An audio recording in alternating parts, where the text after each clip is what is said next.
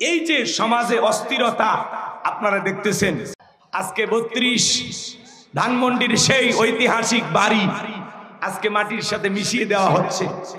মানুষের যে রাগ ক্ষোভ কোন জায়গায় এখন কি আপনারা টের পাচ্ছেন? এই জন্য ক্ষমতার চেয়ার পাইলেই বাড়াবাড়ি করতে নাই, মানবতার কল্যাণে, ইসলামের কল্যাণে, জনগণের কল্যাণে কাজ করতে হবে। কথা বলে ঠিক কিনা? মানুষের ভিতরে এমন ভাবে ভালো মানুষ হয়ে ঢুকতে হবে, আপনার আচরণের কথা, আপনার নেতৃত্বের কথা কিয়ামত হয়ে যাবে, মানুষ আপনাকে ভুলবে না। কথা বলে ঠিক কিনা? ওই যে কথায় আছে, এমন জীবন করিও গঠন, মরিলে হাসিবে তুমি, কাঁদিবে ভবন। বুবু আইবা তুমি আইবা গো, সেই দিন আইসা বুবু ক্ষমতা পাইবা না। বুবু আইবা তুমি আইবা গো, সেই দিন আইসা বুবু ক্ষমতা পাইবা না। খোঁজ নাই বহু কাদের কাকার, অবস্থা খারাপ দরবেশ বাবার, হাউ নাঙ্কেল এখন সামনে আসে না। নেতা কর্মী সব জেলের ভিতর, আমি আসি ডরের ওপর, কখন জানি আসে গ্রেফতারি পরোয়ানা। বুবু আইবা তুমি আইবা গো, সেই দিন আইসা বুবু চিয়ার পাইবা না। ক্ষমতার চেয়ার থেকে নামা সহজ, ওই চেয়ারে ওটা কঠিন। আর আগামীতে আমরা সিদ্ধান্ত নেব, আর যাই হোক কোনো নারীকে এই দেশের প্রধানমন্ত্রী বানাবো না। আগামীতে বাংলাদেশের পুরুষ প্রধানমন্ত্রী চাই, যেই দলেরই হোক। কারা কারা হাত তুলে দেখান, লিল্লাহে তাকবীর। নারীদের দেখার দিন, জুতার বাড়ি খাওয়ায় দুনিয়া থেকে বিদায় করেছে। শ্রীলঙ্কার দিকে তাকায় দেখলেন না? জনগণের সাথে জুলুম করার কারণে, অত্যাচার করার কারণে জনগণ নেতাকে বাগে পায়া কাপড় খুলে ক্ষমতার চেয়ার থেকে নামাইছে। ভাগ্যিস ভালো সেদিন হাফ প্যান্ট পরা ছিল। কথা কন না কে? এই জন্য ক্ষমতা এটা কার দেয়া নিয়ামত? জোরে বলেন। যারা মনে করে ক্ষমতা আল্লাহর দেয়া নিয়ামত আর জনগণের দেয়া আমানত, নিয়ামত পেয়ে আল্লাহর শুকরিয়া আদায় করে আর জনগণের আমানত সঠিকভাবে বুঝিয়ে দেয়, ইতিহাসের সোনালী পাতায় তাদের নাম লেখা থাকে। যারা ক্ষমতার চেয়ারে বসে আদল ইনসাফ প্রতিষ্ঠিত করে, ন্যায় বিচার কায়েম করে, মানুষের অধিকার প্রতিষ্ঠিত করে, আল্লাহর জমিনে আল্লাহর দ্বীনকে কায়েম করে, ইতিহাসের সোনালী পাতায় তাদের নাম লেখা থাকে। আর যারা ক্ষমতার চেয়ারে বসে জুলুম করে, অত্যাচার করে, ক্ষমতাকে বাপদাদার পৈতৃক সম্পত্তি মনে করে যা ইচ্ছা তাই করে, ওই সমস্ত রাজা বাদশাহ প্রধানমন্ত্রী সরকার, তাদের নাম ইতিহাসের কালো পাতায় লেখা থাকে। ঘৃণা নিয়ে মানুষ ওদের নাম উচ্চারণ করে। এমন নেতা আছে পৃথিবীতে, তার নাম শুনলে মানুষ থুথু দেয়। একটু এই কথা কন, এরকম নাই? নাম বলার দরকার আছে কারো? এই জন্য ক্ষমতার চেয়ারে বসলে লাভ দেওয়া যাবে না। যত বেশি লাভ দিবা তত বেশি পড়ে যাবে। কথা কয় না? কথা কয় না? লাফালাফি করতে নাই। ক্ষমতা কার দেয়া নিয়ামত? কার দেয়া নিয়ামত? আল্লাহ স্পষ্ট বললেন, রাজত্ব দেওয়ার মালিক আমি আল্লাহ। ক্ষমতা দেওয়ার মালিক কে? ক্ষমতা কেড়ে নেওয়ার মালিক কে? অত ইজ্জু মান তাশা ওয়া তুযিল্লু মান তাশা, সম্মান দেওয়ার মালিক, করার মালিক কে? বিয়াদিকাল খায়র, সকল কল্যাণের চাবিকাঠি কার হাতে? ইন্নাকা আলা কুল্লি শাইইন কদির। তিনি হলেন সব বিষয়ের উপরে শক্তিমান, তিনি হলেন একমাত্র ক্ষমতাবান। আল্লাহু আকবার বলেন। তাহলে কথা ক্লিয়ার না ভেজাল আছে বাজান? এই জন্য খুব মনোযোগ দিয়ে কথাগুলো শুনবেন, তাহলে সামনের দিকে যাব। রাগ করবেন না তো? অনেকে ক্ষমতায় বসে বড় বড় কথা বলতে, আজকে নাই, আছে নাকি? আমার দেশেও এক শ্রেণীর মানুষ ছিল, বড় বড় কথা বলতো। আমরা বললাম ম্যাডাম পদত্যাগ করেন। আল্লাহ বলে কিসের পদত্যাগ? এরা যে অন্যায় অপরাধ করেছে, শুধু পদত্যাগ না, আমি আল্লাহ এদেরকে দেশ ত্যাগ করতে বাধ্য করব। কথা বলেন ঠিক কি না? ইন্না বাতশা রাব্বিকা লাশাদীদ, আল্লাহর পাকড়াও বড় কঠিন। আল্লাহ ধরে না, যেদিন ধরবে মামু বাড়ি দিল্লি গিয়ে পড়বে। কথা বলেন না কেন? ৪৫ মিনিট সময় পাইছিল দেশ থেকে পালানোর জন্য। যারা ক্ষমতার চেয়ার হারিয়ে আজকে পাগল পারা হয়েছে, তাদের ১ নাম্বার অপরাধ ছিল তারা এদেশের আলেমদেরকে লাঞ্ছিত করেছিল, এদেশের সাধারণ মানুষের ওপরে গুলি চালিয়েছিল, এদেশের নিরীহ মানুষদেরকে মিথ্যা মামলা হামলা দিয়ে অন্ধ মানুষকে পর্যন্ত মামলার আসামি বানিয়েছিল। এই সরকারের পতন হওয়ার পিছনে একমাত্র কারণ ওলামা ইকরামদের শরীরে হাত দেওয়া, আলেমদেরকে লাঞ্ছিত করতে গিয়ে আজকে তারা পুরো জাতির সামনে, পুরো বিশ্বের সামনে লাঞ্ছিত হয়েছেন। কথা বলে ঠিক এরা। এই জন্য আমরা বলতে চাই, বিগত বছরগুলোতে যারা কোরআনের মাহফিলে বাধা দিয়েছিল এখন আবার দুই একজন নতুন করে শুরু করছে। আমরা বলতে চাই তারা তাও 45 মিনিট সময় পাইছিল। ভবিষ্যতে কেউ যদি রাজাকার খেলতে চায়, নতুন করে ওলামা ইকরামদের শরীরে হাত দিতে চাই, আলেমদেরকে লাঞ্ছিত করতে চাই, মনে রাখবেন তাদেরকে যেরকম মানুষ ডাস্টবিনে নিক্ষেপ করেছে, আগামীতে যারা আলেমদের বিরোধিতা করবে, এদেশের ওলামা ইকরামদের লাঞ্ছিত করার ষড়যন্ত্র করবে, ওরা 45 সেকেন্ডও সময় পাবে না। কথা বলে ঠিক না? কষ্ট হচ্ছে আপনাদের? আলেমদের গায়ে হাত দিবেন না। বাক স্বাধীনতা থাকতে হবে। কথা আমি বলবো, চুরি করবেন বলা যাবে না, ডাকাতি করবেন বলা যাবে না, দুর্নীতির জোয়ারে দেশটাকে ভাসিয়ে এদেশের মানুষের রক্ত চুষে খাবেন বলা যাবে না। মাস্তানি করেন, হ্যাঁ কথা কন না কে? খুব বেশি কথা বলেন। যারা বড় বড় কথা বলতো ওদের কাছ থেকে শিক্ষা নেন। ওদেরও চাপা কম ছিল না। বাবার দেশ পালাই না, যায়নি।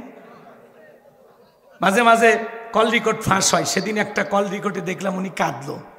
আমার খুব কষ্ট হয়েছে। বলে এভাবে দেশ থেকে আসবো আমি কখনো ভাবিনি। আমার এখন একটাই কষ্ট, আমি দেশ ছাড়া, ঘর ছাড়া। কথা কন। আপনি দেশ ছাড়া কেন হলেন? আপনি পদত্যাগ করে যদি জেলেও যাইতেন তাও আপনার নেতা কর্মী আপনাকে বাহবা দিত, দেশের মানুষও শান্তি পাইত। কয়েক বছর পর ফুলের মালা দিয়ে আবার জেলখানা থেকে বের করত। আপনি তো ভুল করলেন। আমাদের ইরশাদ চাচাকে বলা হয় স্বৈরাচার শাসক। ইরশাদ চাচা ক্ষমতা থেকে পদত্যাগ করে জেলে গেছে, দেশ ছাড়েনি। বাপের বেটা। দেশনেত্রীর বেগম খালেদা জিয়া জেল খাটছে, অসুস্থ হয়ে দেশে পড়েছিল, দেশ ছাড়েনি। বাপের বেটি। কাতারের আমি রাজকীয় বিমান পাঠাইছে, সেই বিমানে বিদেশে গেছে। সম্মান কারে বলে? আর আপনি কি মিস করলেন? এভাবে একাই গেলেন। কথা কন না কেন? আবার বলে আমি দেশের কাছে আছি, চট করে ঢুকবো। আমরাও বলি মেয়ে মানুষ কতদিন বাইরে থাকবেন, কি হয় না হয়, আসেন এই দেশে আসেন, আমরাই দেখে রাখবো। আল্লাহ রাব্বুল আলামিন বলেন তাবারাকাল্লাযী বিয়াদিহিল মুলক ওয়া হুয়া আলা কুল্লি শাইইন কাদির। আমার আল্লাহ রাব্বুল আলামিন বলেন মহামান্বিত সেই সত্তা যার হাতে সর্বময় কর্তৃত্ব, রাজত্ব পাওয়ার ক্ষমতা। তিনি হলেন সব বিষয়ের উপরে শক্তিমান, সব বিষয়ের উপরে একমাত্র ক্ষমতাবান। তিনি কে? আর একটু জোরে বলেন কে? আসমানে ক্ষমতা চলবে কার? জমিনে ক্ষমতা চলবে কার? সকল ক্ষমতার চাবিকাঠি একমাত্র কার হাতে? আসমান আর জমিনে। এর মধ্যে কারো কি অংশীদার আছে? মালিককে। লিল্লাহি মা ফিস সামাওয়াতি ওয়া মা ফিল আরদ। আকাশ আর জমিনের একচ্ছত্র মালিক আমার আল্লাহ। আল্লাহু আকবার বলেন। আল্লাহর চাইতে বড় কেউ আছে? হ্যাঁ, ওয়ালাম ইয়াকুল্লাহু কুফুয়ান আহাদ।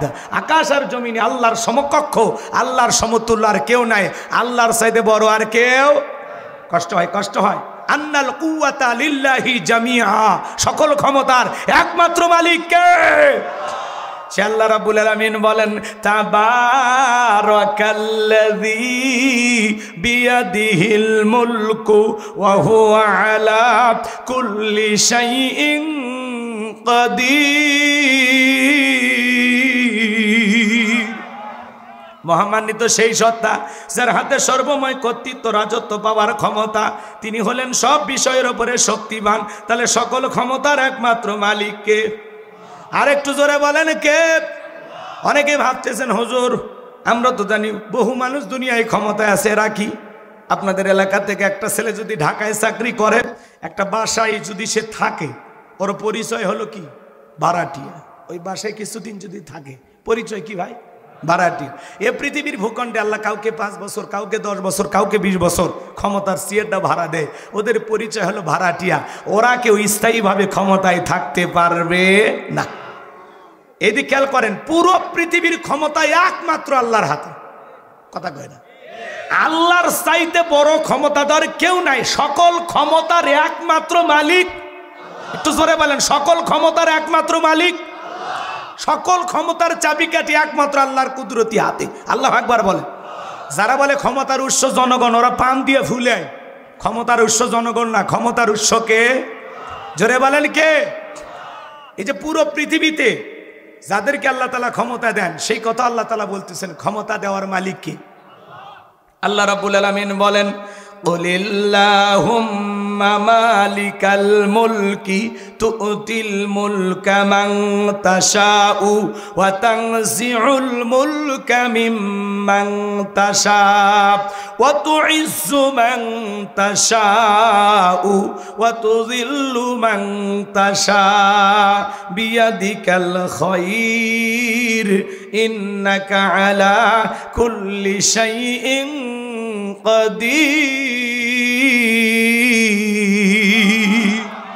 সূরা আলে ইমরান আয়াত নাম্বার 26 আমার আল্লাহ রাব্বুল আলামিন জানিয়ে দিলেন, রাজত্ব দেওয়ার মালিক আমি আল্লাহ, ক্ষমতার চেয়ারে বসানোর মালিক কে? একটু চিল্লায়ে বলেন তো কে?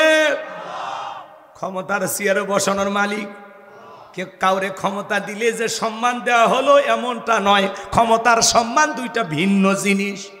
কথা কয় না? এই পৃথিবীর জমিনে অনেক মানুষকে আল্লাহ ক্ষমতার চেয়ারে বসায়ও লাঞ্ছিত করেছেন। যারা ক্ষমতার চেয়ারে বসে দাম্ভিকতা অহংকার করে, এমনও মানুষ পৃথিবীতে এসেছিল ক্ষমতার চেয়ারে বসে বাড়াবাড়ি করার কারণে আল্লাহ জুতার বাড়ি খাওয়ায়া ক্ষমতার চেয়ার থেকে নামাইছে। এই যে ওয়াদা দিলেন, ওয়াদা ভঙ্গ করা কিসের লক্ষণ? মুনাফিকের লক্ষণ। আমার বিশ্বাস বগুড়ার মাটিতে কোনো মুনাফিকের জায়গা নেই। কথা বলেন না কেন? হ্যাঁ, আমার বিশ্বাস আপনারা পাক্কা মুমিন, একজনও মুনাফিক নাই। কিন্তু কেউ যদি উঠে যায় তাহলে বুঝে নেবেন। আমি আর বলবো না। সূরার নাম কি বললাম? মুলুক। মনে থাকবে তো ইনশাল্লাহ। সম্মানিত ভাইয়েরা আমার, আল্লাহর কোন বান্দা যদি সূরা মুলুক নিয়মিত তিলাওয়াত করেন, নিয়মিত আমল করে, আল্লাহর বান্দা যদি মারা যায়, আল্লাহ তাআলা তার কবরের সলজবকে সহজ করে দিবেন। বলুন সুবহানাল্লাহ। সূরা মুলুক এমন একটি সূরা, আল্লাহর কোন বান্দা যদি সূরা মুলুক নিয়মিত তিলাওয়াত করে, নিয়মিত আমল করে, কঠিন কিয়ামতের ময়দানে এই সূরাটি তিলাওয়াতকারী ব্যক্তির পক্ষে আল্লাহ তাআলার কাছে সুপারিশ করবেন। বলুন সুবহানাল্লাহ। সূরা মুলুক যে নিয়মিত তিলাওয়াত করবে, কিয়ামতের ময়দান এই সূরাটি আল্লাহ তাআলার সাথে ওই ব্যক্তির পক্ষ নিয়ে ঝগড়া করবে। সুবহানাল্লাহ বলেন। তাহলে সূরা মুলুক কি আমরা নিয়মিত তিলাওয়াত করতে পারবো ইনশাআল্লাহ? মাত্র 30টি আয়াত, পড়তে বেশিক্ষণ লাগবে না, চেষ্টা করবেন ইনশাআল্লাহ। আমি ভূমিকা না দিয়ে ডাইরেক্ট আলোচনায় চলে যেতে চাই। রাত অনেক গভীর হয়েছে, আমি আপনাদেরকে কষ্ট দেব না। এই যে কোরআনের মজলিসে বসেছেন, বলেন তো বাজান, এখানে যদি আমরা বসে আলোচনা শুনি আমাদের লাভ না লস? আপনি আমল করেন আর না করেন, 1 ঘন্টা যদি কোরআন ধৈর্য নিয়ে শুনতে পারেন, 500 রাকাত নফল নামাজ পড়লে যে সব হয়, আল্লাহ তাআলা সেই সমপরিমাণ সব আপনাদের আমলনামায় লিখে দিবেন। বলুন সুবহানাল্লাহ। আল্লাহর কোন বান্দা যদি নিয়মিত এদিক খেয়াল করে কোরআনের সাথে, এই দ্বীনি মজলিসের সাথে সম্পর্ক রাখতে পারে, এই মানুষগুলো কখনো বিপদগামী হয় না। এরা সঠিক রাস্তায় থাকে। কোরআনের সাথে সম্পর্ক আছে মানে আপনি সঠিক রাস্তায় আছেন। কোরআন থেকে দূরে আছেন মানে জাহান্নাম আপনার খুব কাছে। কথা কয় না? এজন্য আসুন কোরআনের কাছে আসি। কারণ আল্লাহ পাক বলেন মিনাজ জুলুমাতি ইলান নূর। কোরআন আসছে অন্ধকার থেকে আপনাকে আমাকে আলো রাস্তা দেখানোর জন্য। এই শিরিকের অন্ধকার, কুফুরের অন্ধকার, বেদাতের অন্ধকার, সমস্ত অন্ধকার থেকে আপনাকে আলোকিত মানুষ বানানোর জন্য আল্লাহ তাআলা এই কিতাবটি নাজিল করেছেন। চিৎকারে মেরে বলুন সুবহানাল্লাহ। এই কোরআনের মধ্যে কোনো ভেজাল আছে বাজান? কোনো মিথ্যা আছে? কোনো ধোঁকা আছে? থাকবে কি করে? কিতাবটি নাজিল করেছেন কে? সে আল্লাহ রাব্বুল আলামিন বলেন যালিকাল কিতাবু লা রাইবা ফি। আমার আল্লাহ রাব্বুল আলামিন বলেন এটি এমন একটি কিতাব যে কিতাবের মধ্যে কোনো সন্দেহ নাই, কোনো সংশয় নাই, কোনো মিথ্যা নাই, কোনো ধোঁকা নাই। There is no doubt. বলুন আল্লাহু আকবার। হুদাল্লিল মুত্তাকিন, মুত্তাকি বান্দাদের জন্য গাইডলাইন হিসাবে, পথ প্রদর্শক হিসাবে আসমান থেকে কিতাবটি নাজিল করেছেন কে? সেই কিতাবের আলোচনা শুনলে লাভ না লস? লাভটা কি আমার আল্লাহ জানায় দিলেন, ওয়া ইযা কুরিয়াল কুরআনু ফাসতামিউ লাহু ওয়া আনসিতু লাআল্লাকুম তুরহামুন। সূরা আরব আয়াত নাম্বার 204। আমার আল্লাহ রাব্বুল আলামিন জানিয়ে দিলেন, তোমাদের সামনে যখন কোরআন পাঠ করা হয়, কোরআনের আলোচনা করা হয়, চুপ করে কান লাগিয়ে মনোযোগ সহকারে কোরআনের কথাগুলো শ্রবণ করো। যারা চুপচাপ কোরআনুল কারীমের কথাগুলো শ্রবণ করবে, আমার আল্লাহ রাব্বুল আলামিন আসমান থেকে তাদের উপরে আল্লাহর রহমত বৃষ্টির মতো নাজিল করবেন। বলুন সুবহানাল্লাহ। এই জায়গায় আল্লাহর রহমত নাজিল হইতেছে, আপনার আমার বিশ্বাস আছে না নাই? কোরআনের কথাগুলো শুনলে লাভ না ক্ষতি? ওয়াযাক্কির ফাইন্নায যিকরা তানফাউল মুমিনিন। সূরা জারিয়ার 55 নম্বর আয়াত। আল্লাহ ডেকে বলেন, যারা আমার মুমিন বান্দা, তাদের সামনে যখন কোরআন দেওয়াজ করা হয়, কোরআন থেকে উপদেশ দেওয়া হয়, এই কথাগুলো শোনার পরে আমার মুমিন বান্দাদের উপকারে আসবে। বলুন সুবহানাল্লাহ। তাহলে কোরআনের কথাগুলো কি প্যান্ডেলে রাখবেন নাকি বাড়ি পর্যন্ত নিয়ে যাবেন? কথা কয় না। মাহফিল শুনে যদি লোকজন হেদায়েত হইতো, বেশিরভাগ হেদায়েত হইতো এই যে ডেকোরেটরের মালিকেরা। এরা যে পরিমাণে মাহফিল শোনে, এদের আগে পরিবর্তন হওয়া উচিত। কথা বলে ঠিক কি না? তো মাহফিলগুলোতে আমরা যেন শুধুমাত্র আসা যাওয়ার মধ্যে যেন সীমাবদ্ধ না থাকে। প্রত্যেকটা মাহফিলে যাব আমরা নিজেদেরকে পরিবর্তন করার জন্য, কিছু নেওয়ার জন্য। বক্তা যে কথাগুলো বলবে সেখান থেকে কিছু মেসেজ যেন আমরা পাইতে পারি। কথা কি বোঝা গেল? আমরা পরিবর্তনের আশায় এই জায়গায় বসেছি। আল্লাহ যেন কবুল করেন। জোরে বলুন আমিন। আমাকে একটু সময় দেন, আমি প্রাণ ভরে আপনাদের সামনে কথা বলবো। কোরআনের কথা শুনে যে কিছু নেওয়া লাগবে সেই দলিলও আছে না না? জোরে বলেন আছে না না? আল্লাহ তাআলা বলেন, আল্লাযীনা ইয়াসতামিউনাল কাওলা ফায়াত্তাবিউনা আহসানাহু উলাইকাল্লাযীনা হাদাহুমুল্লাহু ওয়া উলাইকা হুম উলুল আলবাব। সূরা জুমার আয়াত নাম্বার 18। আল্লাহ রাব্বুল আলামিন জানিয়ে দিলেন, মনোযোগ সহকারে কোরআনের কথাগুলো শ্রবণ করো। এখান থেকে যেটা উত্তম কথা, ভালো কথা, সেইটা নিজের জিন্দেগিতে গ্রহণ করো। যদি আমলের নিয়ত করো, সেখান থেকে ভালোটা গ্রহণ করো। উলাইকাল্লাযীনা হাদাহুমুল্লাহু, আমি আল্লাহ তোমাদের জন্য হেদায়েতের রাস্তাটাকে সহজ করে দেব। উলাইকা হুম উলুল আলবাব, কোরআন থেকে কেবলমাত্র তারাই উপদেশ গ্রহণ করে যারা হলো বুদ্ধিমান। আমি জানি উত্তরবঙ্গের সবচাইতে বুদ্ধিমান বসবাস করে এই জেলায়। কথা বলেন না কেন? তাহলে আমি যে কথাগুলো বলবো এখান থেকে নেবেন তো ইনশাল্লাহ? চলেন এইবার শুরু করা যাক। জবান ছেড়ে সবাই মোহাব্বতে আমার সঙ্গে তেলাওয়াত করুন। আউযু বিল্লাহি মিনাশ শাইতানির রাজিম। বিসমিল্লাহির রহমানির রহিম। বিতাড়িত মুরদাদ শয়তানের কাছ থেকে, অভিশপ্ত ইবলিসের কাছ থেকে আল্লাহ পাকের কাছে আশ্রয় প্রার্থনা চাচ্ছি। পরম করুণা অসীম দয়ালু আল্লাহ তাআলার নামে শুরু করছি। সূরার নাম ভুলে গেছে। সূরার নাম মনে থাকবে? সূরার নাম মুলক। মনে থাকবে তো ইনশাআল্লাহ? মুলক মনে থাকবে না? আর যদি আপনারা ওইভাবে বলেন বাংলা ভাষায় মুলুক বলে না, রাগ করতেছেন? বিয়াদিহিল মুলকু ওয়া হুয়া আলা কুল্লি শাইইন কাদির। মহামান্বিত সেই সত্তা যার হাতে সর্বময় কর্তৃত্ব, রাজত্ব পাওয়ার ক্ষমতা। তিনি হলেন সব বিষয়ের উপরে ক্ষমতাবান। বলেন আল্লাহু আকবার। তাহলে আমি যে কথা বলতে যাচ্ছিলাম বাজান, পুরো পৃথিবীর ক্ষমতার একমাত্র মালিককে। এই পৃথিবীর ভূখণ্ডে আল্লাহ পাক 4 জন মানুষকে পুরো পৃথিবীর ক্ষমতা দিয়েছিলেন। জোরে বলেন কয়জন? 4 জন মানুষকে আল্লাহ পুরো পৃথিবীর রাজত্ব পাওয়ার ক্ষমতা দিয়েছিলেন। পুরো পৃথিবীর ক্ষমতা দূরের কথা, ছোটখাটো বাতির নেতার গরম এলাকায় থাকা যায় না। কথা বলেন না কেন? কথায় কথা বলে আমার চিনিস আছে না নাই? এখন কিন্তু নাই, আগে ছিল। আবার যদি নতুন করে ওইরকম গ্রুপ জন্ম নেয়, ওদের শিক্ষা নেওয়া উচিত, অবস্থা কিন্তু ভালো হবে না। রাগ করতেছেন মনে হয় আপনারা। আর কোন পাতি নেতার জন্ম বাংলাদেশে হোক আমরা চাই না। শোনেন, বিশ্বনবীর জামান একটা পাতি নেতার আগমন হয়েছিল, ওর নাম ছিল মহাবীর আমর। রাগ করবেন না, 2 মিনিটে ঘটনাটা বলে সামনের দিকে যাব বাজান। এই মক্কার মহাবীর আমার বিশ্ব নবী হিজরত করে মদিনায় চলে গেছেন। নবী আমার মক্কার কাফেরদেরকে নিয়ে কোনো মাথা ব্যথা নাই, কোনো টেনশন নাই। কিন্তু এই মহাবীর আমার এরা চিন্তা ভাবনা করতেছে, না জানি ভাতিজা মুহাম্মদ মদিনায় যা কি করতেছে, টেনশন এদের ঘুম আসে না। এই জন্য মক্কার মহাবীর আমার প্রতিমার সামনে দ্বারা শপথ গ্রহণ করে বলল, যতক্ষণ আব্দুল্লাহর বটা মোহাম্মদ সাল্লাল্লাহু আলাইহি সাল্লামের দেহ থেকে কাল্লাটা না ফেলায় দিতে পারবো, ততক্ষণ পর্যন্ত আমি এক ফোঁটা পানিও পান করব না। জোরে কন্যা উযুবিল্লাহ। মন দিয়ে কথাগুলো শুনবেন বাজান। নবীর যে দেহ থেকে কাল্লাটা ফেলাইতে চায়, আমার নবীকে আর পাকা দানে মই দিছে, ওর বাড়িতে চুরি করতে গেছে। আমাদের নবীর কি কোনো অপরাধ আছে? নবী কালেমার দাওয়াত দেয়, কোরআনের প্রচার প্রসার করে, এটাই হলো অপরাধ। এটাই জালেমদের কাছে সহ্য হয় না। কথা বলেন ঠিক কি না?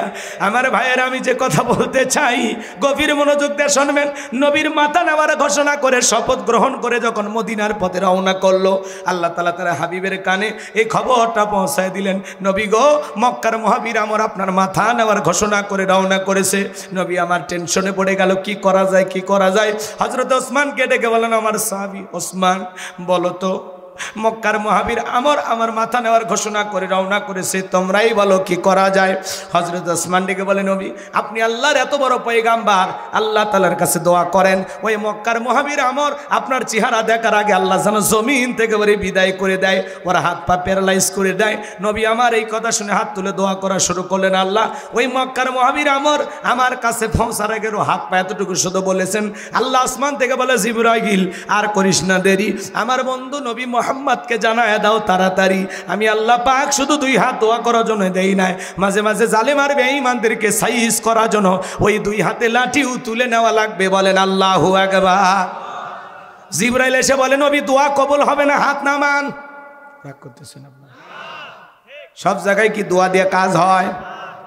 অনেকে দেখবেন দোয়া করে আর দড়ি ফাঁকায়, মুনাজাত করে আর দড়ি ফাঁকায়। আপনাদের বোঝেন না, আগেকার দাদা চাচারা কিন্তু এরকম দড়ি ফাঁকাইতো। ওইটা কি দিয়ে? ঢেরা দিয়ে। আমাদের এলাকায় কয় বেললে, তাই না? গাইবান্ধাই বলে বেললে। এই দড়ি পাকায়, এরকম দড়ি পাকায়। অনেকে মুনাজাত করে দড়ি পাকায়, আছে না? আবার এক গ্রুপ আছে পিসার মাপে, মুনাজাত করে আর কি করে, পিসার মাপে। আর যারা খুব বেশি চালাক, এরা চুপচাপ হাতে এইভাবে তোলে, কথা কয় না। আর যারা এই সেনার ওপরও যারা আবার সেনা বেশি, ওরা হাতে তোলে না, চুপ। হুজুর যখন বলে আমিন, তখন বলে আমিন হুজুর, আজকের মুনাজাত সেই হয়েছে। ও কিন্তু দোয়াই ধরেনি, কথা কন, আছে না ভাই, আছে না? তো মনে করেন এই গ্রামের, বলবো না, না অন্য গ্রামে যাই, আপনারা আবার রাগ করবেন না তো? এটা হলো উদাহরণ, কথা বোঝানোর জন্য একটা কি উদাহরণ, এক্সাম্পল, রাগ করবেন না তো। মনে করেন এই ধাওয়াজ গ্রামের প্রতিদিন চুরি হচ্ছে, গরু ছাগল চুরি হয়, টাকা পয়সা চুরি হয়, এমনকি সুন্দরী বউটাও চুরি হয়। চোরের অত্যাচারে এই গ্রামে থাকা যাচ্ছে না। তো একজন 10 কেজি জিলেপি নন্দীগ্রাম বাজার থেকে নিয়ে ধাওয়াস আসছে, আসে ইমাম এশার নামাজ পড়ে দিয়ে করছে, হুজুর না 10 কেজি জিলেপি দিলাম, একটু দোয়া করে দেন, আল্লাহ যে গজব দিছে, চোরের অত্যাচারে এলাকায় থাকা খুব কঠিন হয়ে গেছে, আল্লাহর কাছে দোয়া করেন, আল্লাহ যান চোরের হাত থেকে গ্রামের মানুষকে হেফাজত করে। কথা কন নাকি আপনারা?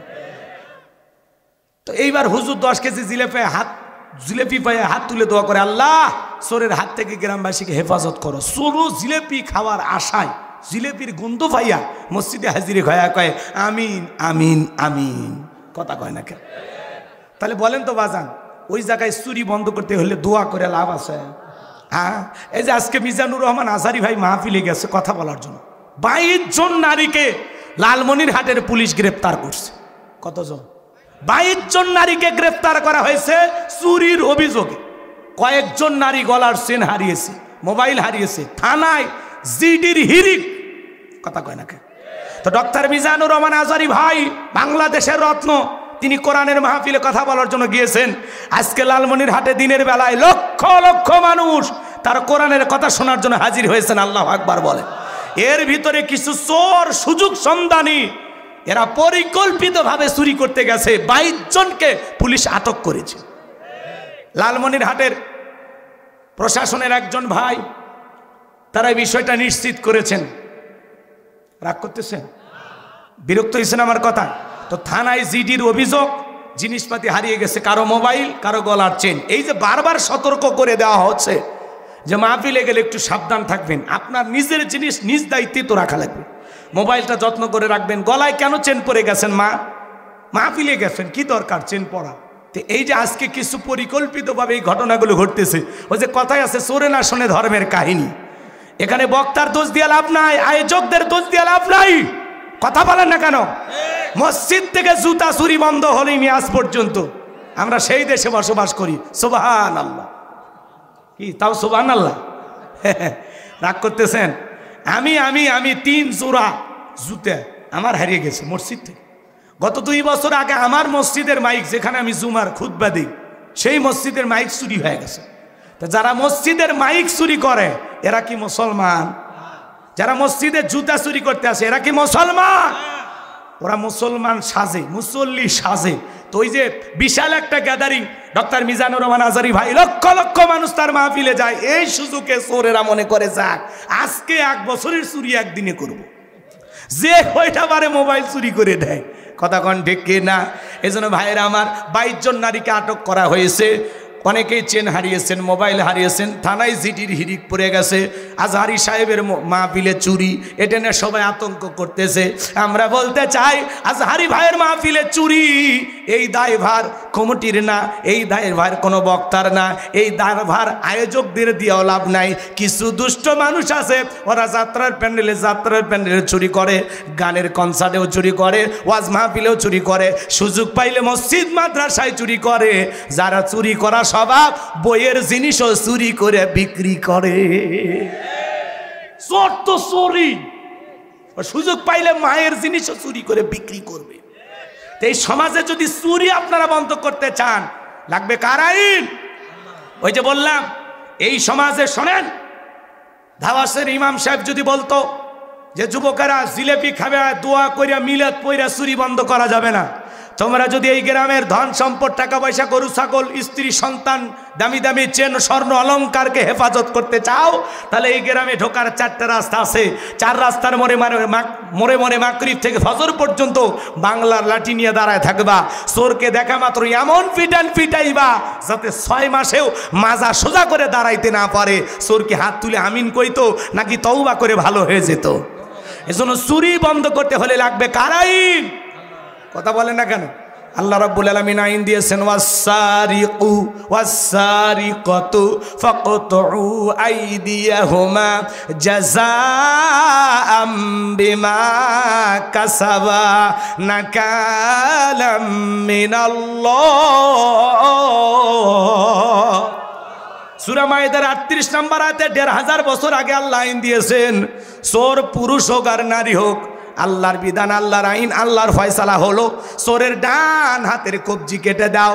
একটা চোরকে নিয়ে যায় যদি আমরা বাইতুল মোকাররমের সামনে নিয়ে চোরের হাত কেটে সোশ্যাল মিডিয়াতে সুন্দর করে যদি আমরা প্রচার করতে পারতাম যে বাংলাদেশের পার্লামেন্টে আইন পাস করা হলো, আজ থেকে চুরি করলে চোরের হাত কেটে দেওয়া হবে, সেটা নারী হোক আর পুরুষ হোক, ডান হাতের কবজি কেটে দেওয়া হবে।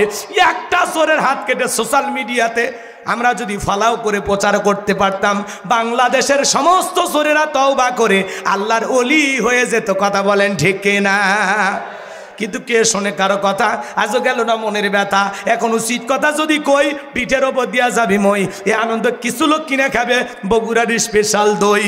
যত দোষ নন্দ ঘোষ, সত্যটা বললে দোষ, করলে অন্যায়ের প্রতিবাদ, নামটা হবে তোমার মৌলবাদ, নামটা হবে তোমার জঙ্গিবাদ।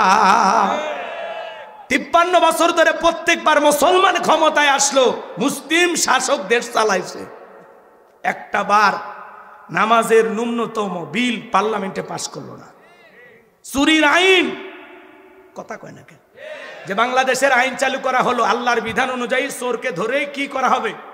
হাতের কবজি কেটে দেওয়া হবে। একটা চোরের হাত কেটে খালি টেস্ট করেন, টেস্ট। মাহফিলে চুরি করবি আর মসজিদের মাইক চুরি করবি, আর আজারি ভাইয়ের মাহফিলে ওয়াজ শুনবার যায় গলার চেন চুরি করবি। হ্যাঁ, চেন রাস্তাত পরে থাকে, ডাক দিয়ে বলবে কার চেন, কোন বোন আছেন, এই যে চেন দেখা যায় নিয়ে যান। চোর টাচও করবে না, কথা কর কি। আজকে দোকানে দোকানে সিসি ক্যামেরা, তারপরে চুরি হয়ে যাচ্ছে, কথা বলে না কেন? এমনকি সিসি ক্যামেরাও চুরি হয়ে যায়। এই সমাজে চুরি বন্ধ করতে হলে লাগবে কার আইন? আমরা যখন এগুলো বলি কয় না এগুলো ব্যাকডেট, এগুলো চলবে না। মনে রাখবেন, লন্ডন আমেরিকার আইন দিয়ে সমাজ পরিবর্তন করতে পারবেন না। লন্ডন আমেরিকার আইন দিয়ে চুরি দুর্নীতি বন্ধ করতে পারবেন না। ভারতের পানি পড়া দিয়ে সমাজকে পরিবর্তন করা যাবে না। লেনিন কারমার্ক্সের নিয়ম নীতিতে সমাজ পরিবর্তন করা যাবে না।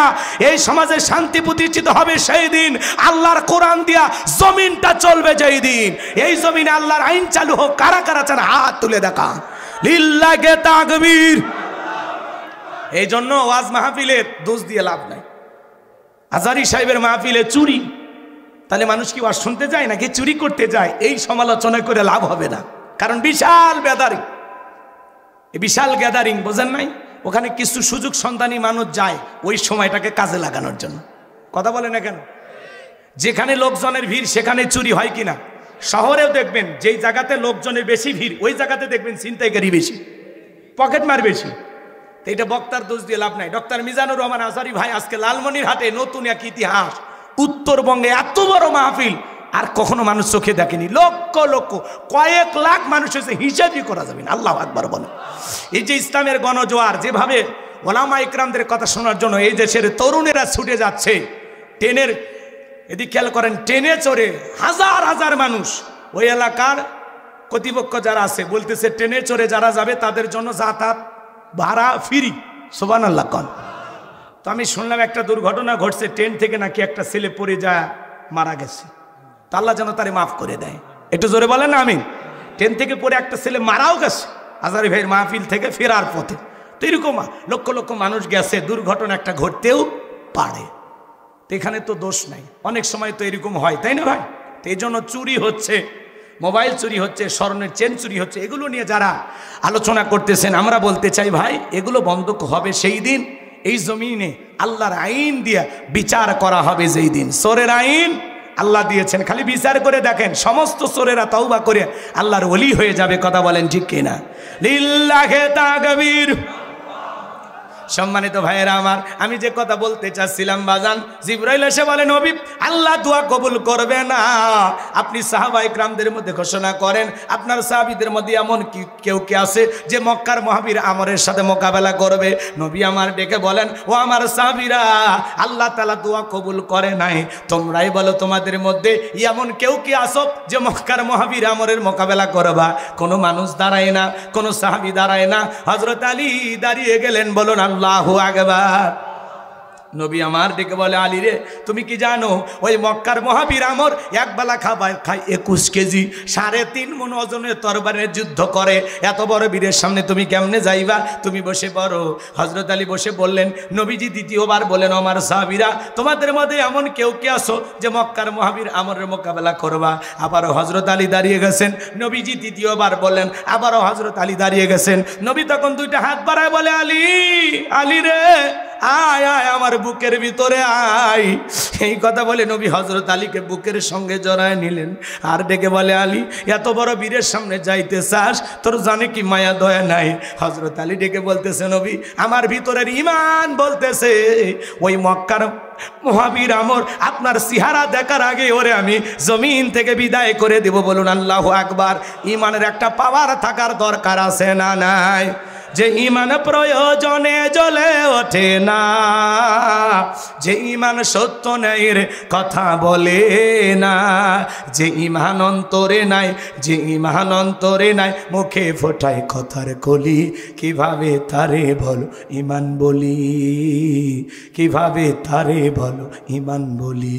যে ঈমান প্রয়োজনে জ্বলে ওঠে না, যে ঈমান সত্য ন্যায়ের কথা বলে না। জোরে বলেন মারহাবা।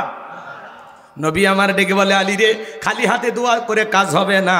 ওসমান, তোমার বাড়িতে কি তরবারি আছে? হযরত ওসমান ডেকে বলে, নবী আমার বাড়িতে একটা তরবারি আছে 27 ইঞ্চি লম্বা। নবী আমার ডেকে বলে, যাও ওসমান তরবারিটা নিয়ে আসো। এখন তো তরবারির কথা শুনলেই বলবে জঙ্গি জঙ্গি। আসলে বাংলাদেশে কোনো জঙ্গি নাই, ওরা জঙ্গির নাটক সাজাইতো, আর জঙ্গির পরিচালক ছিল আসল মানুষ। নাম বলবো? দরকার নেই, নাম নিতে লজ্জা লাগে। বেটা ভয় না, বেটা লজ্জা লাগে। রাগ করতেছেন? বাংলাদেশে কোনো জঙ্গি না, ওরা জঙ্গির নাটক সাজাইতো। কথা কি বুঝছেন? ওদের নাম যত নিবেন তত ওদের প্রচার হবে। দরকার আছে কি? কারা এগুলো নাটক সাজাইতো? বিগত 16 বছর যারা ক্ষমতার চেয়ারে বসেছিল। তাই তো বলি, এত জঙ্গি কোথা থেকে আসে? হঠাৎ করে এখানে জঙ্গি বিশাল বাড়ি গেরাহ করে রাখে, বলে সারা রাত অভিযান চলে। দেখা যায় কয়েকটা দাঁড়িয়েলা বলে আগে ভাগেই ভিতরে ঢোকায় রাখত, দিয়ে মানুষের আতঙ্ক। বাংলাদেশের মানুষও বুঝাইতো যে অলি গলি জঙ্গিতে ভরে গেছে, আমরা ক্ষমতা থাকলে জঙ্গি নিধন করব, না হলে তোমরা একেবারে শেষ হয়ে যাবা। এলে নাটক ইস্যু তৈরি করতো। মানে ওরা জঙ্গির নাটক, বিভিন্ন নাটক তৈরি করিয়া পাবলিককে ওই দিকে দৃষ্টিপাত করতো যে এদিকে তাকাও, জঙ্গি ধরছে। আর এদিকে ক্ষমতার 2 বছর 4 বছর 5 বছর কেটে যায়, বছরের পর বছর ক্ষমতায় থাকে। কখন যে 16 বছর হচ্ছে আমরা জানি না। কথা কয় না? এই জন্য বাজান ওদেরকে সেনা বড় দায়, সামনের দিকে যায় মজা পাবেন। যে কথা আমি বলতে চাচ্ছিলাম, এইবার হযরত ওসমান তরবারি এনে দিলেন। নবী আমার হযরত আলীর হাতে তরবারি ধরায় দিলেন। হযরত আলী তরবারি পায়ে মারছে দৌড়াইতে দৌড়াইতে আমরের মুখোমুখি হয়ে গেছে যখন, এইবার আমর ডেকে বলে, কি রে পিচ্চি আলী, তুই কেন আমার সামনে? হযরত আলী বলতেছে, পিচ্চি নাকি পরে বুঝাইতেছি। বলেন আল্লাহু আকবার। আর একটু জোরে বলেন আল্লাহু আকবার। এইবার শোনেন ভাইয়েরা আমার, আলী, হযরত আলী তরবারিটাতে দাগ টানতেছেন। দাগ টানা বোঝেন, একটা দোয়া পরে দাগ টানতেছেন। এই দোয়াটা পরে বাড়ির চতুর্দিকে ফু দিতে পারলে বড় বড় দুর্ঘটনার হাত থেকে আল্লাহ আপনার পরিবারকে হেফাজত করবেন। বলুন আল্লাহু আকবার। কি সেই দোয়াটা শুনবেন?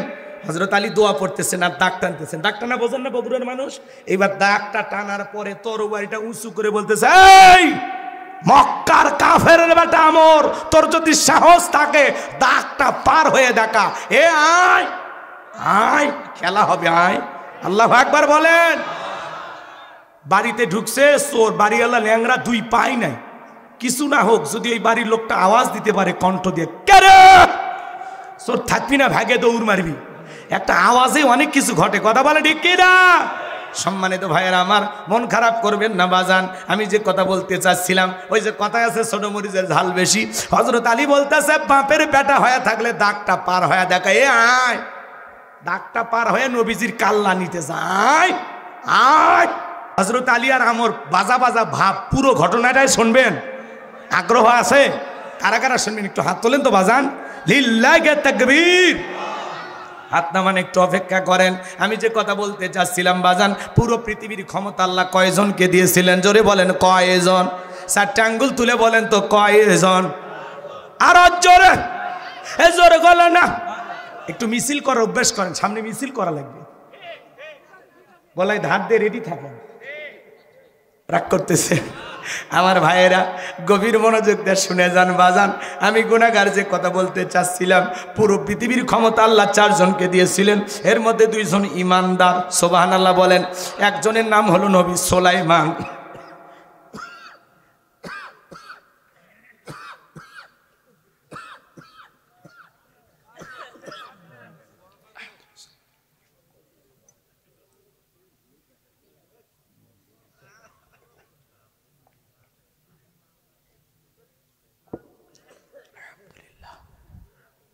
সম্মানিত ভাইয়েরা আমার, আমি যে কথা বলতে চাচ্ছিলাম, হৃদয়ের কান পেতে কথাগুলো শোনেন। 2 জন ইমানদার, এর মধ্যে একজন নবী সুলাইমান, যাকে আল্লাহ রাব্বুল আলামিন পুরো পৃথিবীর রাজত্ব পাওয়ার ক্ষমতা দিয়েছিলেন। নবী সুলাইমান আলাইহিস সালামকে আল্লাহ পাক এমন এক রাজত্ব দান করেছিলেন বাজান, পৃথিবীর আর কোনো মানুষকে এরকম রাজত্ব আল্লাহ তাআলা দান করে নাই। চিৎকারে মেরে বলুন সুবহানাল্লাহ। নবী সুলাইমানকে আল্লাহ পাক তক্তের একটা সিংহাসন দিয়েছিল। বাতাসকে অর্ডার করা মাত্রই যেখানে ইচ্ছা সেখানেই বাতাস উড়িয়ে নিয়ে যাইতো। বলুন সুবহানাল্লাহ। রাগ করেন নাকি আপনারা? এখন জাহাজ গাড়ি হাওয়ায় চলে, ওগো কলেরই বিধান। একদিন বিনা কলে হাওয়ায় চলতো নবী সুলাইমান, মোরা সেই মুসলমান। এখন জাহাজ গাড়ি হাওয়ায় চলে, ওগো কলেরই বিধান। একদিন বিনা কলে হাওয়ায় চলতো নবী সুলাইমান, মোরা সেই মুসলমান। জোরে বলেন মারহাবা। নবী সুলাইমানের রাজত্বের কাহিনী যদি বলতে চাই 2-3 ঘন্টা সময় লাগবে, ওইদিকে আমার যাওয়ার সুযোগ হবে না। 1 নাম্বার, নবী সুলাইমান আলাইহিস সালামকে আল্লাহ পাক পুরো পৃথিবীর রাজত্ব বাদশাহী ক্ষমতা দান করেছিলেন। 2 নাম্বার, বাদশাহ জুলকারনাইনকে আল্লাহ পাক পুরো পৃথিবীর রাজত্ব পাওয়ার ক্ষমতা দিয়েছিলেন। এই বাদশাহ জুলকারনাইনকে আল্লাহ পাক 1 নয় 2 নয় পৃথিবীর ভূখণ্ডে 1600 বছর হায়াত দিয়েছিলেন। বলুন সুবহানাল্লাহ। ইয়াজুজ মাজুজের ঘটনা আপনারা শুনেছিলেন, যে বিশাল প্রাচীর নির্মাণ করে দিয়েছিলেন যেই বাদশা, সেই বাদশার নাম বাদশাহ জুলকারনাইন। আল্লাহু আকবার। সেই ইতিহাসগুলো আমি আজকে আর বলবো না আপনাদের সামনে, বলতে গেলে লম্বা হয়ে যাবে, সারা রাত আলোচনা করে শেষ হবে না। তাহলে 2 জন ইমানদার, একজনের নাম নবী সুলাইমান, আর একজনের নাম বাদশাহ জুলকারনাইন। আর 2 জন কাফেরকে আল্লাহ পাক পুরো পৃথিবীর রাজত্ব বাদশাহী দান করেছিলেন। এর মধ্যে একজন কাফেরের নাম বাদশাহ বখতেনাসর। জোরে বলেন কি নাম? বাদশাহ বখতেনাসর। আল্লাহ পাক তাকে এমন একটি জামানায় পাঠিয়েছিলেন যেই জামানার পয়গাম্বার ছিল নবী দানিয়েল আলাইহিস সালাম। আল্লাহর পয়গাম্বার নবী দানিয়েল আলাইহিস সালাম তার কওমের মানুষদেরকে সুন্দর করে দাওয়াত দিয়ে বলেন, ইয়া বানি ইসরাঈল যাকুরু নি'মাতি আল্লাতী আন'আমতু আলাইকুম ওয়া আন্নী ফাদ্দালতুকুম আলাল আলামিন। আল্লাহ নবী দানিয়েল আলাইহিস সালাম ডেকে বলে, ও বনি ইসরাঈলের উম্মতেরা, তোমাদের বাপদাদা কৃতদাস ছিল, মানুষের বাড়িতে গোলামি করত, মানুষের বাড়িতে চাকরের কাজ করত। সেই গোলামির জিন্দেগি থেকে আল্লাহ পাক তোমাদেরকে মুক্ত করেছেন, স্বাধীন করেছেন। বিদায় দাম্ভিকতা করো না, অহংকার করো না, গাছের পূজা করো না, মাছের পূজা করো না, চন্দ্রের পূজা করো না, একমাত্র আল্লাহর ইবাদত করো। আল্লাহর পয়গাম্বার দানিয়েল আলাইহিস সালাম সুন্দর করে তার দাওয়াত দেয়, দিনে দাওয়াত দেয়, রাতে দাওয়াত দেয়, সকালে দাওয়াত দেয়, সন্ধ্যায় দাওয়াত দেয়। কোনো মতেই তারা দাওয়াত গ্রহণ করলো না। আল্লাহ নবী দানিয়েল আলাইহিস সালামের দাওয়াত তারা ঘৃণা ভরে প্রত্যাখ্যান করলো। আল্লাহর নবী দানিয়েল আলাইহিস সালাম দাওয়াত দিতে দিতে ক্লান্ত হয়ে ডেকে বলে, কওমের মানুষেরা শুনে নাও, জেনে নাও, কোন জাতির মানুষ যদি দাম্ভিকতা করে, অহংকার করে, খোদাদ্রোহী হয়ে যায়, আল্লাহ পাক তখন ওই জামানার মানুষের উপরে 2 ধরনের আযাব আর গজব পাঠায়। 1 নাম্বার হলো আসমান জমিনের গজব আর আযাব দিয়া আল্লাহ তাদেরকে ধ্বংস করে দেয়, আর না হয় তাদের ভাগ্যে জালেম শাসক পাঠায়া দেয়।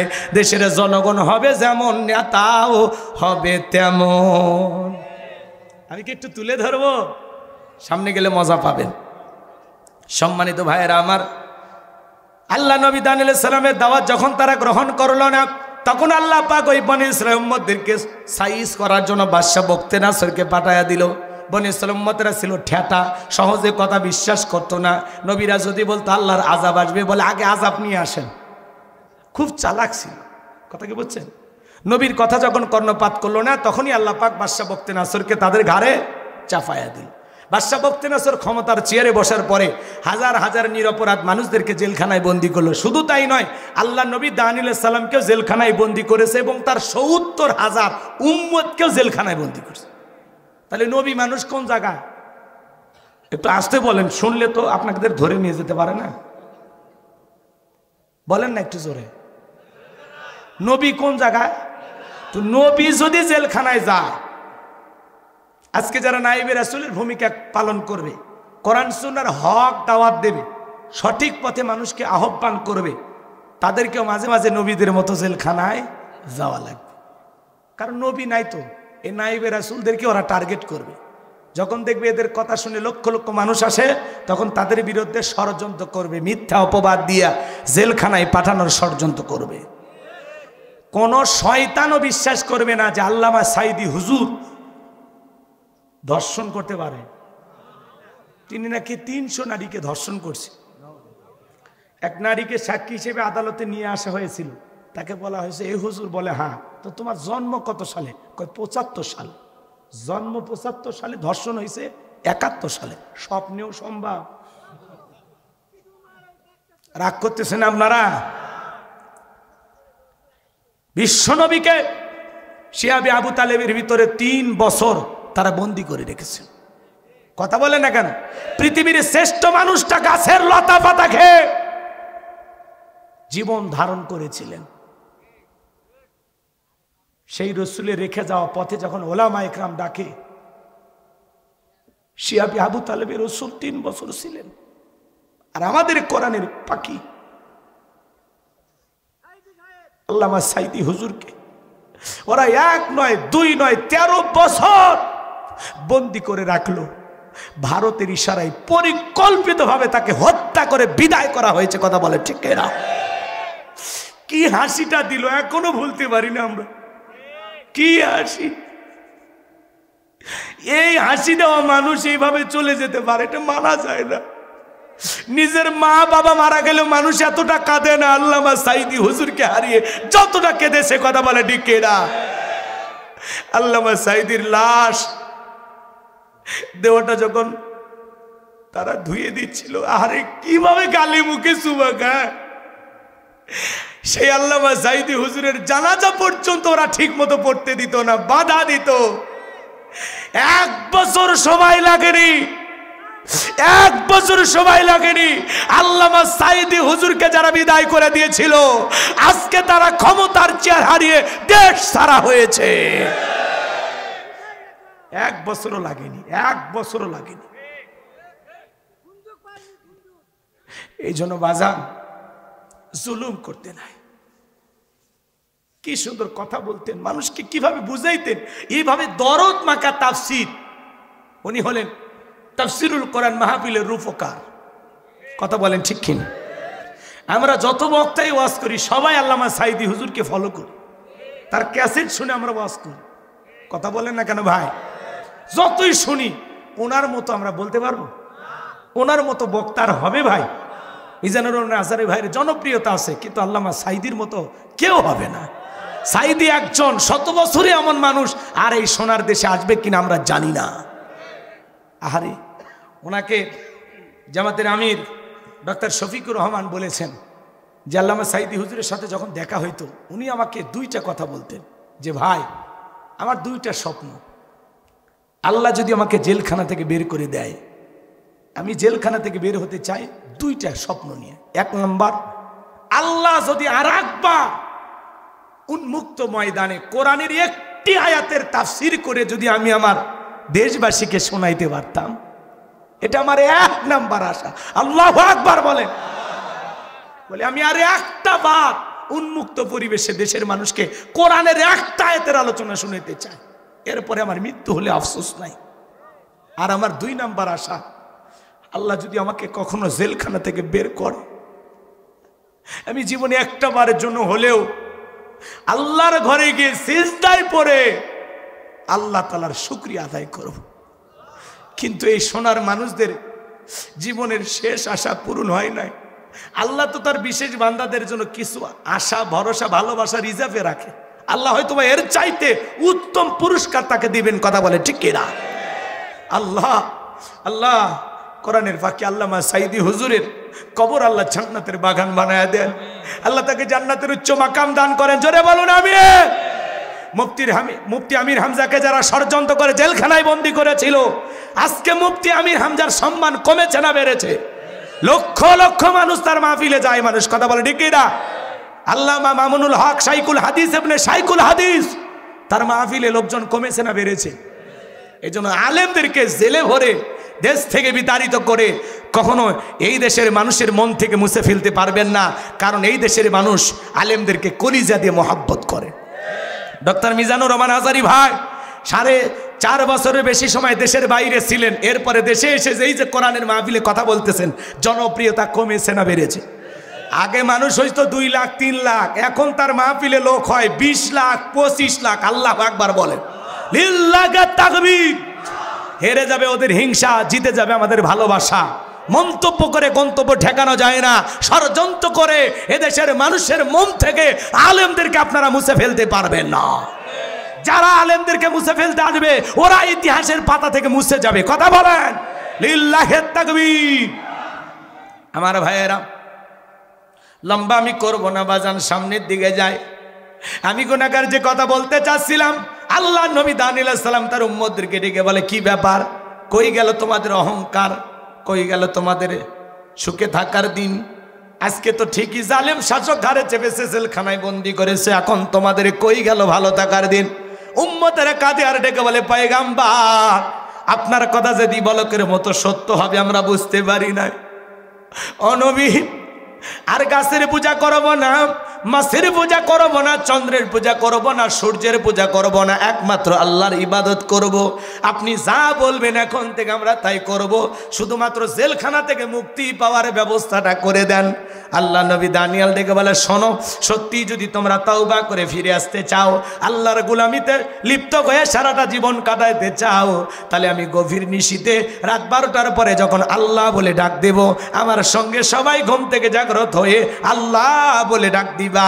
একমাত্র আল্লাহ পারে বাদশা বখতিয়ার জেলখানা থেকে মুক্ত করার ব্যবস্থা করে দিতে। আল্লাহ নবী দানিয়েল আলাইহিস সালাম রাত 12টার পরে আল্লাহ বলে ডাক দিয়েছেন। আপনারা একটু চিৎকার মেরে ডাক দেন, আল্লাহ। জোরে জোরে শরীরের সবটুকু আবেগ ভালোবাসা নিয়ে বলেন আল্লাহ। আরেকবার বলেন আল্লাহ, আল্লাহু আকবার। হার্টে কোনো সমস্যা থাকলে আল্লাহ দূর করে দেবে। ডাকতে এত কৃপণতা করেন কে? চিৎকার মেরে ডাক দিন। আমার ভাইয়েরা গভীর মনোযোগ দিয়ে শুনবেন বাজান। আল্লাহ নবী দানিয়েল আলাইহিস সালামের ডাকে সাড়া দিয়ে তার ৭০,০০০ উম্মত ঘুম থেকে জাগ্রত হয়েছে। সবাইকে নিয়ে আল্লাহ নবী দানিয়েল আলাইহিস সালাম সিজদায় লুটিয়ে বললেন, চোখের পানি ছেড়ে দিয়ে কান্না করতে লাগলেন। আল্লাহর কাছে দোয়া করে বলেন, আল্লাহ আমার উম্মতেরা ভুল করেছে, অন্যায় করেছে, তারা ফিরে আসতে চায় তোমার পথে। আল্লাহ আমার উম্মতদেরকে আপনি মাফ করে দেন। এখন থেকে তারা একমাত্র আপনার গোলামি করবে, আপনার ইবাদত করবে। আল্লাহ গো দয়া করে আপনি আমার উম্মতদেরকে মাফ করে দেন। নবী দানিয়েল আলাইহিস সালাম যখন কাকুতি মিনতি সহকারে চোখের পানি ছেড়ে আল্লাহ তাআলার কাছে দোয়া করতে লাগলেন, আল্লাহ তাআলা দোয়া মঞ্জুর করলেন। ডেকে বলে, পয়গাম্বর কান্না করতে হবে না, অচিরে আমি বাদশা বখতিয়ার জেলখানা থেকে মুক্ত করার ব্যবস্থা করে দেব। বলুন আল্লাহু আকবার। ওই রাত্রিতে বাদশা বখতিয়ারকে আল্লাহ পাক এমন একটা ভয়ঙ্কর মারাত্মক স্বপ্ন দেখায়া দিয়েছেন। স্বপ্ন দেখে বাদশা চিৎকার মেরে উঠছে। আশেপাশে যারা সিকিউরিটি দিত, নিরাপত্তা কর্মী ছিল, যারা বাদশাকে পাহারা দিত, ওরা দৌড়ে এসে বলে, নেতা এত জোরে চিৎকার মারলেন, ব্যাপারটা কি? বলে, চেহারা দিকে তাকায় দেখো, আমি কি আতঙ্কে আছি, কতটা ভয় পেয়েছি। যাও, এ রাজ্যের মধ্যে যত স্বপ্নের তাবির কারক আছে, স্বপ্নের ব্যাখ্যা বলতে পারে, ওদেরকে সবাইকে আমার দরবারে নিয়ে আসো। পরের দিন সকালবেলা হাজার হাজার লোক যখন বাদশার দরবারে উপস্থিত হয়েছে, বাদশা বখতিয়ার যখন স্বপ্নের কথাগুলো বলতে যাবেন, ওই সময় আল্লাহ তাআলা সমস্ত স্বপ্নের কথাগুলো নিয়ে যায় আল্লাহ নবী দানিয়েল আলাইহিস সালামের মাথার মেমোরিতে সেভ করে দিলেন। বলুন সুবহানাল্লাহ। এইবার বাদশা যখন স্বপ্নের কথা বলতে যায়, গতকাল রাত্রে কি যেন স্বপ্ন দেখলাম আর বলতে পারে না, স্বপ্নের কথা ভুলিয়ে দিলেন তিনি কে? বুঝতেছেন আপনারা? আপনাদের টাইম এখনো আছে আধা ঘন্টার উপরে, আমার এর মধ্যেই হয়ে যাবে ইনশাআল্লাহ। রাগ করতেছেন? লিল্লাহি তাকবীর। মাঝে মাঝে একটু আওয়াজ দিবেন, তাহলে ঘুম ধরবে না। ঝিমাচ্ছেন আপনারা? কি ঝিমাচ্ছেন? তা তাকবীর দেন, লিল্লাহি তাকবীর।